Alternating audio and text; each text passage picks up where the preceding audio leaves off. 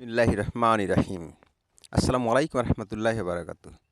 সম্মানিত দর্শক, আমাকে দেখবার জন্য এবং আমাকে শুনবার জন্য আপনাদের শুভেচ্ছা এবং স্বাগত। সম্মানিত দর্শক, আপনারা নিশ্চয়ই তুলসী গ্যাবার্ডের নাম শুনেছেন। তুলসী গ্যাবার্ড হচ্ছে ডোনাল্ড ট্রাম্পের প্রতিরক্ষা বিষয়ক উপদেষ্টা, প্রধান উপদেষ্টা উনি, যেটা কিনা বাংলাদেশের প্রেক্ষাপটে একজন মন্ত্রী পদমর্যাদার, অর্থাৎ মন্ত্রী বলতে পারেন। তুলসী গ্যাবার্ড কে? তুলসী গ্যাবার্ড একজন ইসকন সদস্য। তুলসী গ্যাবার্ড কে? তুলসী গ্যাবার্ড একজন আমেরিকান। নামটা শুনলে মনে হবে যে উনি হয়তো ভারতীয় বংশোদ্ভূত কিনা। না, উনি আমেরিকান বংশোদ্ভূত। উনি হিন্দু ধর্মে দীক্ষিত। এই তুলসী গ্যাবার্ড, আপনাদের মনে থাকবার কথা, বাংলাদেশ নিয়ে তার উদ্বেগের কথা, যে তুলসী গ্যাবার্ড বাংলাদেশের সংখ্যালঘু নির্যাতন নিয়ে উনি সরব ছিলেন। সেই তুলসী গ্যাবার্ড এখন ভারত সফরে আছেন, নরেন্দ্র মোদীর সাথে বৈঠক করেছেন এবং কী বিষয়ে সেটা আপনারা জানেন। তুলসী গ্যাবার্ড যে বিষয়টি নিয়ে নরেন্দ্র মোদীর সাথে কথা বলছেন সেটা হচ্ছে দক্ষিণ এশিয়ায় যে সন্ত্রাসবাদ, উগ্রবাদ মাথা চাড়া দিয়ে উঠতেছে বা উঠছে বা উঠবে, এটা যৌথভাবে তারা প্রতিহত করার জন্য একটা সফর তার এটা। এখন কথা হচ্ছে যে তুলসী গ্যাবার্ড ভারতের নরেন্দ্র মোদীর সাথে কথা বলবে আর বাংলাদেশ প্রসঙ্গে কথা বলবে না, তা কি হয়? তা কখনোই হবে না। কারণ হচ্ছে এর আগেই তুলসী গ্যাবার্ড তার উদ্বিগ্নের কথা জানিয়েছেন তার এক্স হ্যান্ডেলে, তার বক্তব্যে। তুলসী গ্যাবার্ড বাংলাদেশে যে এখন বর্তমানে যে পরিস্থিতি, সেটা হচ্ছে বর্তমানে যে হিজবুত তাহরির, তারপর হচ্ছে তৌহিদি জনতা, তারপরে হচ্ছে কিছু উগ্রপন্থা, এমনকি কিছু জামাত ইসলামের এই তৌহিদি জনতা, তারপর হচ্ছে হেফাজতের তৌহিদি জনতা, এরপরে নতুন যারা দল খুলেছে তাদেরও কিছু উগ্রপন্থা মব জাস্টিস বা মব কিলিং বা মব ভায়োলেন্স করে উগ্রবাদ ছড়িয়ে দিয়েছে বাংলাদেশে।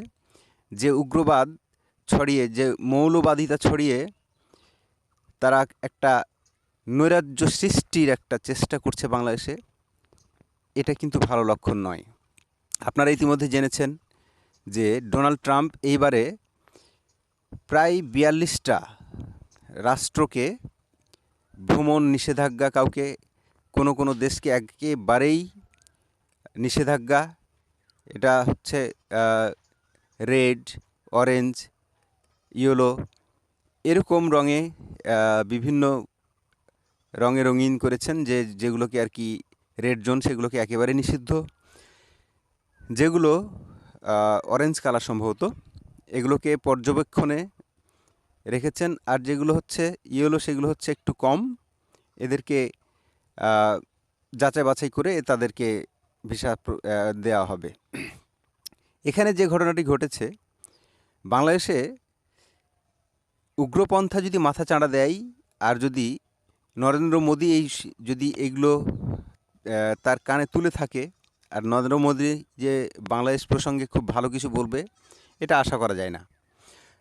নরেন্দ্র মোদী বাংলাদেশের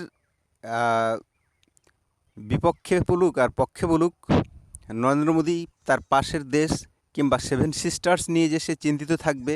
বাংলাদেশে যদি উগ্রবাদ কিংবা পাকিস্তান থেকে যদি আইএসআই খুব সহজেই যদি বাংলাদেশে ঢুকতে পারে, ভারত যেটা আনন্দবাজার থেকে শুরু করে তাদের ইন্ডিয়ান এক্সপ্রেসে যেসব উদ্বেগের কথা বলেছেন, জানিয়েছেন, সেখানে যদি এরকম কিছু তারা চিন্তাভাবনা করে থাকে, তাহলে অবশ্যই নরেন্দ্র মোদী এবং তুলসী গ্যাবার্ডের যে বৈঠক, সে বৈঠকে বাংলাদেশের প্রসঙ্গ অবশ্যই আলোচনা হবে। আলোচনা হলে বাংলাদেশের উগ্রবাদ এবং মৌলবাদ এবং টেরোরিজম, এই মব জাস্টিস, এগুলো যে তুলে ধরবেন না তার কোনো মানে নেই। অবশ্যই তুলে ধরবেন উনি।